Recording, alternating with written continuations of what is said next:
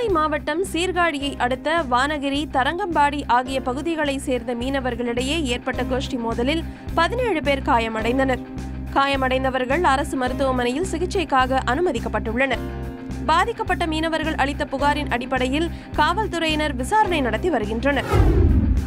வெளிநாட்டில் வேலை வாங்கி தருவதாக கூறி கள்ளக்குறிச்சியை சேர்ந்த 8 பேருக்கு சுற்றுலா விசா கொடுத்து வேலைக்கு அனுப்பி ராமநாதபுரம் மாவட்டம் கீழக்கரையை சேர்ந்த சிலர் 5 லட்சம் ரூபாய் மோசடி செய்துள்ளதாக கூறப்படுகிறது. இதன்படி துபாய் சென்று பாதிக்கப்பட்ட இளைஞர்கள் அங்கிருந்த சில தமிழர்கள் உதவியுடன் நாடு திரும்பினர். இவர்கள் தங்களை ஏமாற்றியவர்கள் மீது நடவடிக்கை எடுக்க கோரி விழுப்புரம் மாவட்ட காவல் கண்காணிப்பாளர் அலுவலகத்தில் புகார் அளித்தனர்.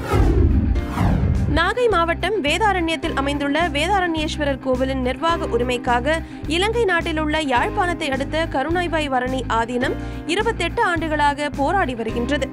இது தொடர்பான வழக்கு இந்திய உச்சநீதிமன்றத்தில் நிலுவையில் உள்ளது எனவும் இந்த வழக்கில் ஆதீனத்திற்கு ஆதரவாக விரைவில் தீர்ப்பு வெளியாகும் எனவும் எதிர்பார்க்கப்படுகிறது.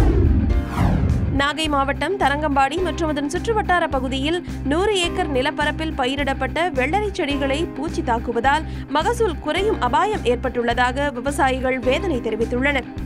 செடிகளில் இருந்து பூக்கள் உதிர்வதால் வெள்ளரிக்காய் பிடிப்பது குறைந்துள்ளதாக வருத்தம் தெரிவித்த அவர்கள் வைரஸ் தாக்குதலில் இருந்து செடிகளை பாதுகாக்க அரசு மானிய விலையில் பூச்சிக்கொல்லி மருந்துகளை வழங்க வேண்டும் என கேட்டுக்கொண்டுள்ளனர். புதுக்கோட்டை மாவட்டம் கீரமங்கலம், குளமங்கலம் உள்ளிட்ட பகுதிகளில் பலாப்பழம் விளைச்சல் அமோகம் அடைந்துள்ள நிலையில் அதற்கு உரிய விலை கிடைக்கவில்லை என விவசாயிகள் கவலை அடைந்துள்ளனர். கடந்த ஆண்டில் கிலோ ஒன்றுக்கு 400 ரூபாய்க்கு கொள்முதல் செய்யப்பட்ட பழங்கள் தற்போது கிலோ ஒன்றுக்கு 150 ரூபாய் முதல் 200 ரூபாய் வரை விற்பனை செய்யப்படுவதால் அவர்கள் ஏமாற்றம் அடைந்துள்ளனர்.